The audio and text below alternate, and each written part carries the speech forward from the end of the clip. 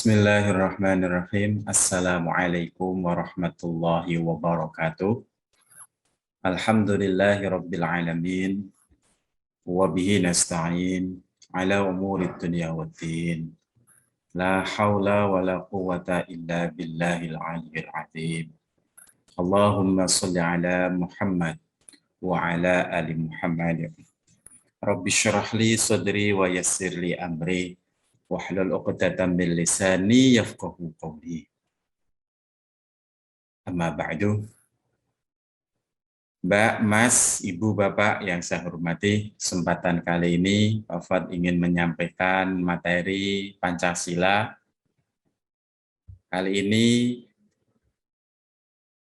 Pak Fuad ingin menyampaikan terkait dengan landasan dan tujuan pendidikan Pancasila. Yang pertama terkait dengan landasan pendidikan Pancasila, itu ada 4 yang melandasi pendidikan Pancasila itu hadir, diberikan sebagai mata kuliah wajib yang harus ditempuh oleh mahasiswa program Sarastra 1.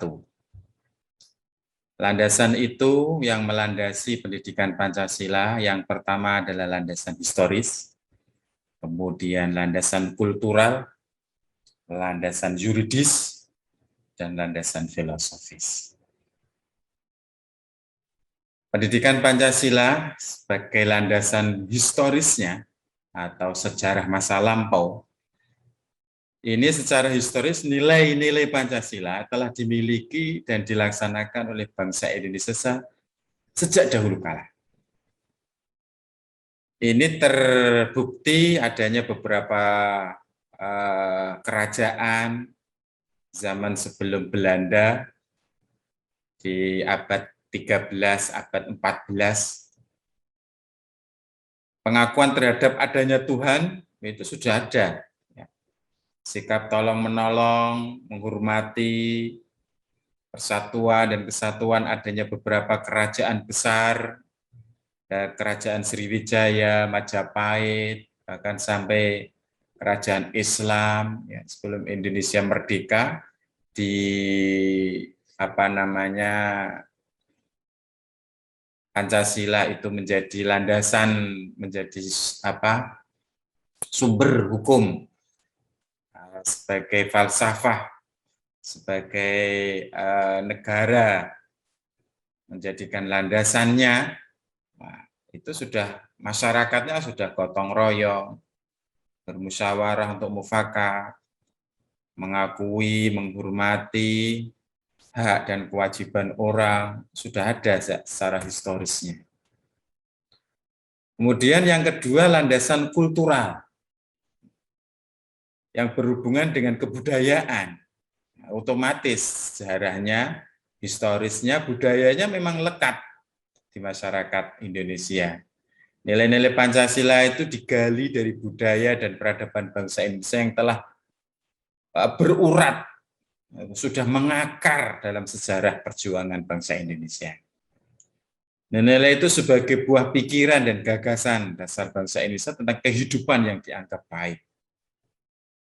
Tata nilai kehidupan sosial dan tata nilai kehidupan kerohanian sebagai budaya dan peradaban bangsa yang memberi corak, memberikan watak, ciri khas masyarakat dan bangsa Indonesia yang membedakan dengan bangsa lain, kultur budaya kita.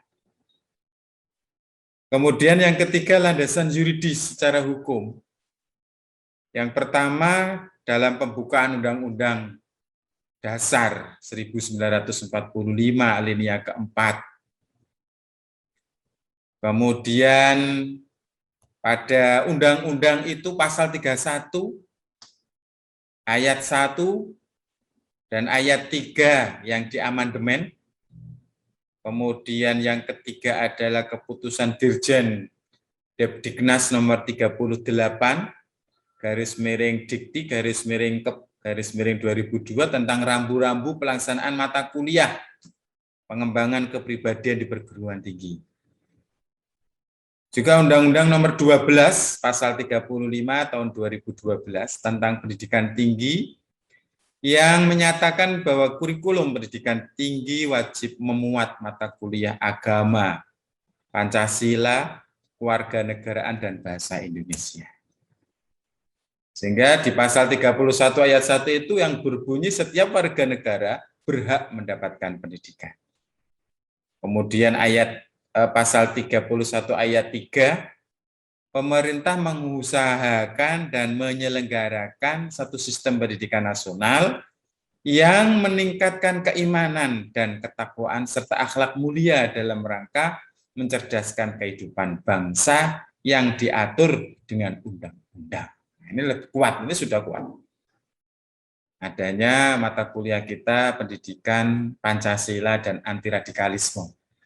Yang pembagiannya pendidikan Pancasila itu saya sampaikan sebelum UTS, ujian tengah semester, dan anti korupsinya, pendidikan anti korupsi kita pelajari setelah UTS. Kemudian secara yang keempat landasannya filosofis, yaitu pendekatan filsafat tentang kajian yang mendasar. Bahwa Pancasila itu sebagai dasar filsafat negara mengharuskan penyelenggaraan negara harus bersumber pada nilai-nilai Pancasila. Begitu juga peraturan yang berlaku di negara harus bersumberkan pada Pancasila. Jadi kebermasyarakatnya itu terkandung nilai-nilai Pancasila, ya, dan sumber yang diberlakukan, aturan-aturan yang diberlakukan itu pun bersumberkan pada Pancasila. Pancasila sebagai falsafah negara berfungsi sebagai landasan dasar negara yang berada di atasnya. Artinya di atasnya itu ya hakikat, tujuan, kedudukan, penyelenggaraan negara diarahkan dan diisi oleh Pancasila. Hingga tidak luput karena kita negara Pancasila. Itu 4 hal yang menjadi kelandasan pendidikan Pancasila ini disampaikan untuk mata kuliah dasar, baik kita prodinya PIAU maupun prodi PGMI. Yang berikutnya kita mempelajari tentang apa sih tujuannya pendidikan Pancasila ini. Ada 3 pendekatan yang melatar belakangi pendidikan Pancasila ini diberikan. Yang pertama, kita melihat tujuan nasional kita. Tujuan nasional, negara kita punya tujuan. Ya. Dalam alinea keempat, pembukaan Undang-Undang Dasar 1945, bahwa bangsa ini bertujuan melindungi segenap bangsa Indonesia dan seluruh tumpah darah Indonesia. Ini tujuan nasional. Memajukan kesejahteraan umum, mencerdaskan kehidupan bangsa, dan ikut serta melaksanakan ketertiban dunia. Ini tujuan nasional. Kemudian tujuan pendidikan nasional yang tertera dalam Undang-Undang Nomor 20 Tahun 2003 tentang Sistem Pendidikan Nasional,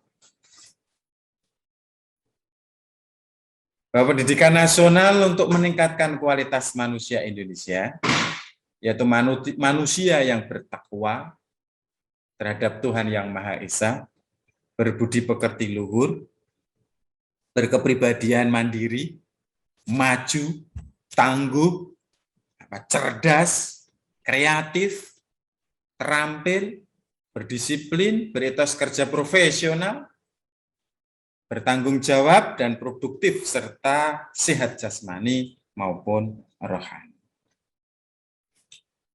Maka pendidikan nasional harus menumbuhkan jiwa patriotik dan mempertebal rasa cinta tanah air, hubbul wapon, meningkatkan semangat kebangsaan dan kesetiakawanan sosial, serta kesadaran pada sejarah bangsa dan sikap menghargai jasa para pahlawan, serta berorientasi pada masa depan.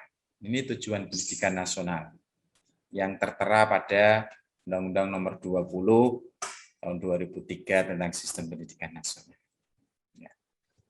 Kemudian yang puncaknya kita mempelajari tujuan pendidikan Pancasila yang di awal tadi telah Pak Fuad sampaikan, mengacu kepada keputusan Dirjen nomor 38 garis miring Dikti garis miring 2002 perihal rambu-rambu pelaksanaan mata kuliah pengembangan kepribadian di perguruan tinggi, dinyatakan bahwa pendidikan Pancasila itu bertujuan yang pertama adalah menghantarkan mahasiswa memiliki kemampuan untuk mengambil sikap bertanggung jawab sesuai dengan nuraninya.